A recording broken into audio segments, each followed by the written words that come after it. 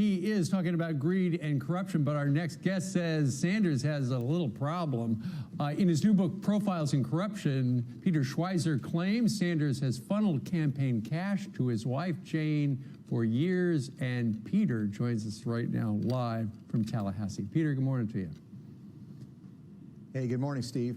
Okay, so you say that Jane Sanders has a media company and is profiting from her husband's candidacy, right?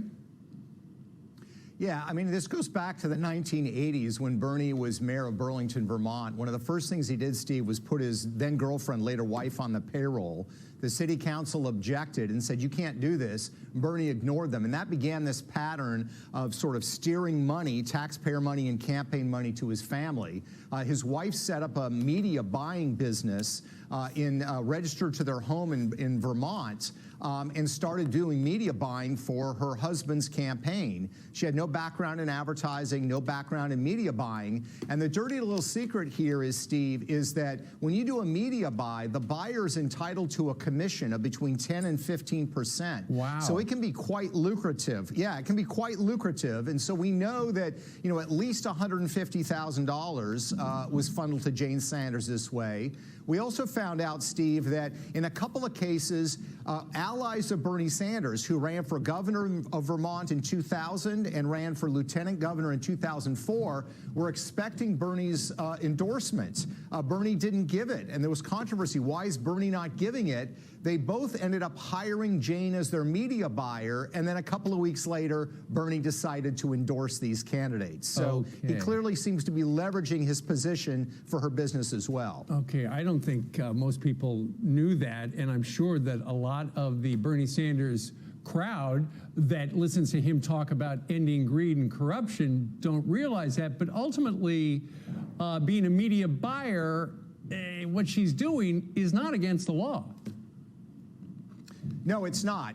You know, part of the issue is that it's very hard to create laws to fix all these problems. The other problem, Steve, is that the conflict of interest laws that apply in corporate America. I mean, if you did business with a family member and did not disclose it to shareholders in a publicly traded company, you'd be in trouble with the Securities and Exchange Commission.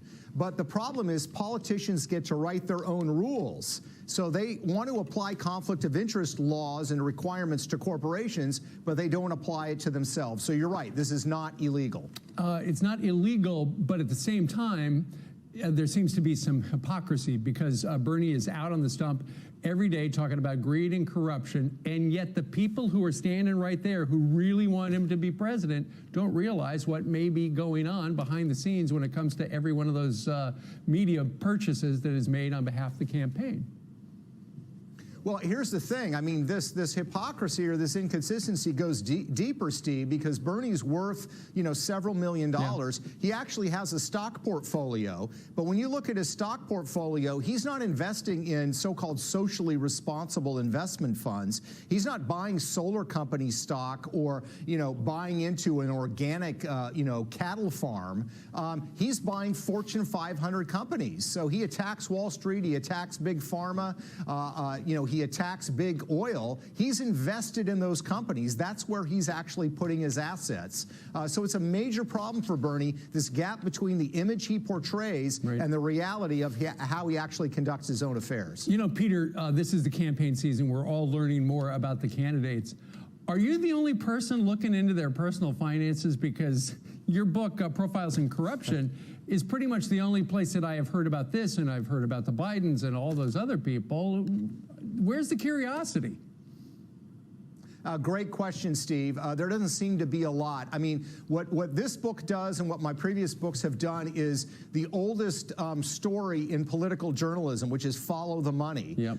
We need to know who Joe Biden's family's doing deals with, how Bernie's doing things, what Amy Klobuchar is up to, and that's why it's so vital for people to know whether they're conservative or if you're voting in the Democratic primary, for example, you need to know this stuff now rather than 6 or 8 months from now. Sure. All right. The book is called Profiles in Corruption, Abuse of Power by America's Progressive Elite. It's a New York Times bestseller.